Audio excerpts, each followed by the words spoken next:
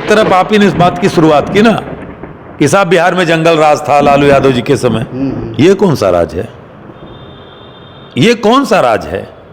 ये रिश्वत राज नहीं है। 10,000 रुपए देकर के ये रिश्वत राज तो ला रहे हो।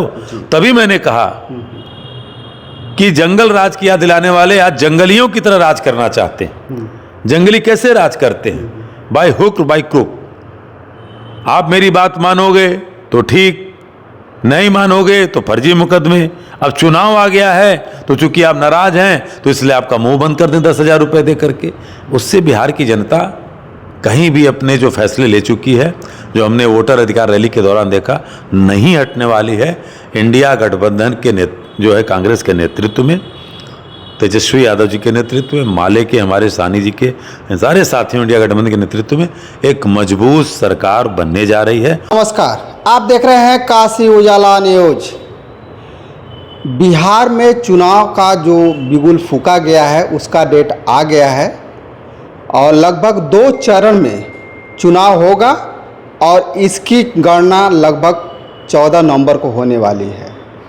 इसी बात पे बिहार में जब लालू यादव जी का जब सरकार था तो उस समय बिहार की जनता कहती थी कि जंगल राज था, कि जो दाग हमारे पिताजी के ऊपर लगा था जंगल राज का, आज उसको खत्म करने के लिए इसी बात को जानने के लिए हम कांग्रेस पार्टी के प्रवक्ता माननीय संजीव सिंह जी से हम बात करने जा रहे हैं।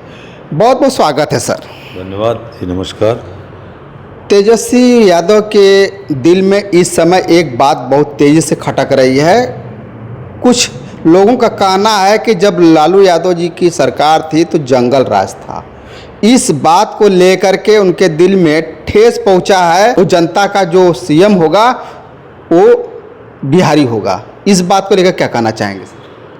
पहली बात कि जो लोग जंगल राज की बात कह रहे हैं वो तो आज खुद जंगलियों की तरह राज कर रहे हैं। जिस बिहार में पूर्व की सरकार की तुलना जंगल राज से कर रहे हैं और जो शासन बाबू के नाम से थे आज वो कुशासन बाबू किस तरह से हैं, सब तरह दिख रहा है। पलटू राम जी की सरकार किस जगह आप बताइए सफलता के झंडे गाड़ रही है। बेरोजगारी इस कदर है कि पटना की सड़कें लूलुहान हुई हैं। कई बार शांतिपूर्ण आंदोलन बच्चे कर रहे थे। दूसरी तरफ उसी पटना में जो बिहार की राजधानी है, हॉस्पिटल में घुसकर दिन दहाड़े हत्या होती है। वहाँ पे माफिया किस तरह से हावी है। दलितों के साथ किस तरह से उत्पीड़न बिहार में हो रहा है वो कहीं छिपा नहीं है। नरेंद्र मोदी जी अपने मित्र अडानी को लेकर के भागलपुर में 10,500 एकड़ जमीन, ये 1 रुपए में लेमन जूस भी नहीं मिलता। 1 रुपए प्रतिवर्ष 30 साल के लिए 30 रुपए में 10,500 एकड़ जमीन दे दिए, जहां करीब करीब जो सुनने में आया कि 10.5 लाख पेड़ काट के बेचने का काम होगा। ऐसे कितनी बातें जो बिहार के लोगों को चुभ रही हैं। और सबसे बड़ी बात कि जो बाबा साहब भीमराव अंबेडकर ने राष्ट्रपिता महात्मा गांधी के सपने को साकार करते हुए उस संविधान सभा के द्वारा ये तय हुआ कि हिंदुस्तान में हर एक व्यक्ति को एक वोट का अधिकार होगा। वो देश का चाहे सबसे बड़ा उद्योगपति हो, पूंजीपति हो, या देश के प्रधानमंत्री राष्ट्रपति हो, और गांव में रहने वाले, सुदूर गांव में रहने वाला एक सामान्य किसान हो, मजदूर हो, आदिवासी हो, उसको भी एक वोट देने का अधिकार होगा। वो ये सरकार छीन रही है। वो ये सरकार किस तरह से छीन रही कि SIR के नाम पे देखा हम सब ने कि लगभग उस बिहार से जो 7.25 करोड़ मतदाता थे उसमें लगभग इन्होंने 10% के आसपास वोट ही काटने का काम किया था। एक लंबी लड़ाई कांग्रेस पार्टी के नेतृत्व में इंडिया गठबंधन के साथी जो RJD के हैं, माले के हैं, साहनी जी की टीम के हैं और ऐसे तमाम सामाजिक संगठन के लोग लड़े और आज भी लड़ रहे हैं। तब वो SIR के नाम पे जो वोट काटने की राजनीति चल रही थी, लोगों के वोट अधिकार छीनने की बात चल रही थी, उस पे जाकर के एक सफलता, मैं पूरी तो नहीं कहूँगा, लेकिन एक सफलता इतनी मिली कि जहाँ सीधे सीधे 70 लाख लोगों के नाम काटने की चीज़ें चल रही थी, वो आकर के चुनाव आयोग को सुप्रीम कोर्ट के सामने झुकना पड़ा। सुप्रीम कोर्ट ने जिस आधार को निराधार बता दिया था, उस आधार को कहा कि एक वैकल्पिक पहचान का रास्ता ये भी होगा। तो कहने का मतलब कि वो बिहार आज पूरी तरह से परिवर्तन के कगार पे बैठा हुआ है, और उसकी सबसे बड़ी सबूत अगर रहा तो जननायक राहुल गांधी जी की जो वोटर अधिकार यात्रा थी, 17 दिनों तक उन्होंने पूरे लगभग बिहार की खाक छानी, और कहने में कतई गुरेज नहीं है। आप सब खुद उस बिहार में तमाम रैलियों के गवाह रहे हैं कि एक आयातित भीड़ होती है। राहुल गांधी जी जहाँ से गुजर रहे थे, वो चाहे मूसलाधार बारिश हो रही हो, चाहे गर्मी रही हो, रात रही हो, सुबह रही हो, हर जगह बिहार के लोगों का वो कारवां रुक नहीं रहा था। वो कारवां इस बात का सबूत बन गया है कि बिहार में अब बहार इंडिया गठबंधन के द्वारा आएगी, और ये तय है। इसलिए वहाँ की जनता जंगलियों के आज के जंगल राज से मुक्ति पाना चाहती है। तेजस्वी यादव के सामने एक चैलेंज है, क्या सीएम पद का जो उम्मीदवार है, क्या कांग्रेस पार्टी की ओर से आएगा या तेजस्वी को ही उतारेंगे? नहीं, देखिए, ये तो मीडिया के द्वारा और उस गोदी मीडिया के द्वारा, भारतीय जनता पार्टी के द्वारा जो क्रियान्वित होती है, उसके द्वारा ये कपोलकल्पित सवाल है। जब इंडिया गठबंधन के नेता तेजस्वी यादव हैं, जननायक राहुल गांधी जी ने भी कह दिया, और ये चीजें तो कहीं से है ही नहीं भाई। जब हमारे नेता हैं वहां पे गठबंधन के, तो ये सवाल परोसा जा रहा है। हम तो आपके चैनल के माध्यम से पूछ रहे हैं कि क्या नीतीश कुमार दोबारा मुख्यमंत्री होंगे, क्योंकि नीतीश कुमार के नेतृत्व में चुनाव लड़ा जा रहा है, और पूरे बिहार के लोग, जेडीयू के लोग जान रहे हैं कि इस बार नीतीश कुमार को मुख्यमंत्री भारतीय जनता पार्टी नहीं बनाने वाली है।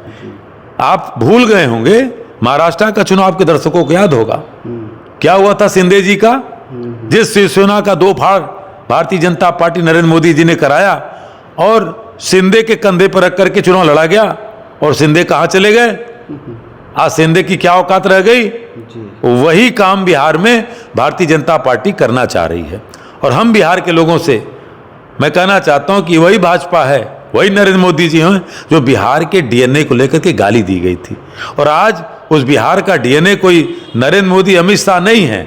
उस बिहार का कोई डीएनए अगर मजबूती दिला सकता है तो हमारा वहाँ आम बिहारी दिला सकता है। वो इंडिया गठबंधन पे मोहर लगा करके इनकी सारी बातों को छुटला सकता है, क्योंकि नीतीश बाबू को भारतीय जनता पार्टी इस बार मुख्यमंत्री नहीं बनाने वाली है। इसलिए ये सवाल उनके ऊपर न उठे तो तेजस्वी यादव पे सवाल करो, कांग्रेस कितनी सीटें लेंगी उस पर सवाल करो। ये सवाल ही नहीं है। जब आपने देखा इतनी शानदार तरीके से जो हमारी वोटर अधिकार रैली हुई, उसमें पूरा बिहार साथ खड़ा हो गया। राहुल गांधी जी एक चॉकलेट ले रहे थे, आपने देखा होगा जीप पे, तो तेजस्वी यादव जी को भी दे रहे थे, भट्टाचार्य जी को भी दे रहे थे, साहनी जी को भी दे रहे थे, तो सब लोग मिलकर के थे। अब दिक्कत क्या है कि जिस तरह से पूरे बिहार में, यहाँ तक कि भाजपा की बैठक में नारा लग गया कि वोट चोर गद्दी छोड़, ये भी तो आपने देखा। तो वोट चोर गद्दी छोड़ जब भाजपा की मीटिंगों में, जेडीयू की मीटिंगों में नारा लग रहा है, तो यानी पूरा बिहार, पूरा देश जान गया कि इन वोट चोरों से लोकतंत्र को मजबूती दिलाना है। और लोकतंत्र के लिए सबसे विशाल या सबसे मजबूत और सबसे प्राचीन, अगर हम कह दें कि अगर इसकी जन्म स्थली रही है तो बिहार रहा। वैशाली गणराज्य का लोकतंत्र मुझे लगता है कि भारतीय इतिहास के पन्नों में दर्ज है, जहाँ से हम लोकतंत्र का ककहरा सीखे। तो इस बार इस लोकतंत्र की जीत बिहार से ही होगी। और बिहार ऐसी ऐतिहासिक स्थली रही है कि आज़ादी के पहले से लेकर और आज़ादी के बाद तक तमाम इतिहास के पन्ने वहाँ के क्रांतियों के गवाह हैं जो परिवर्तनकारी रहे हैं। सर, नरेंद्र मोदी और नीतीश कुमार के खाते से पैसा बांटा जा रहा है बिहार की जनता में, 10-10 हज़ार प्रत्येक महिलाओं को दिया जा रहा है। क्या ये जो पैसा दिया जा रहा है, इससे, इस पैसे से क्या माहौल बदल सकता है? देखिए, सबसे पहली बात तो ये है कि नरेंद्र मोदी जी, उनके समर्थकों से आपके चैनल के द्वारा मैं पूछना चाहता हूँ कि नरेंद्र मोदी जी ही कहते थे ना कि रेवड़ी बांटने वाला सिस्टम कब खत्म होगा। ये क्या है? ये रेवड़ी नहीं है। तो ये नरेंद्र मोदी जी बतावें। और जो ये काम हो रहा है, जो ज्ञानेश कुमार और भारतीय जनता पार्टी मिलकर काम कर रही है, 7 अक्टूबर को सुप्रीम कोर्ट में सुनवाई है, 6 अक्टूबर को घोषणा कर देते हैं कि 7 को सब कुछ कार, और उसके बाद कहना है कि 10 अक्टूबर से अधिसूचना लगेगी, क्योंकि इधर भी हो सकता है 2 दिन में नरेंद्र मोदी जी का कार्यक्रम भी है यही बांटने का, रेवड़ी बांटने का। तो बिहार की जनता खूब समझ रही है, अगर इन्होंने इतना अच्छा काम किया था तो 10-10 हजार रुपए की रिश्वत देने की जरूरत क्या पड़ गई। और बिहार की जनता को मैं फिर कह रहा हूं एक बार पुनः कि महाराष्ट्र नहीं भूला होगा, लाडकी बहन योजना था, कहा कि साहब 1500 से 2500 देंगे, 25 तो छोड़ दीजिए, 1500 में 500 रुपये भी काट लिया, हजारों महिलाओं का, हजारों बहनों का नाम भी काट के निकाल दिया। तो ये पूरी तरह से एक लंपट सरकार के मुखिया का बयान है। दुर्भाग्य से वो व्यक्ति हमारे देश का प्रधानमंत्री है, ऐसा कुछ नहीं होने वाला है। वही व्यक्ति जो बाकी दल करते हैं तो कहा जाता है कि रेवड़ी बांटने की परंपरा है, बड़े बड़े भाषण दिए जाते हैं मन की बात में, और कौन सी मन की बात है कि जहां चुनाव के पहले बिहार की बहनों को 10,000 रुपये में खरीदा जा रहा है उनके मतों को। तो ये लोकतंत्र की लूट नहीं कराई जा रही है। एक तरफ वोट चोरी करोगे, दूसरी तरफ लोकतंत्र को 10,000 रुपये में रिश्वत दे के लूटोगे, तो बिहार लूटने वाला नहीं है।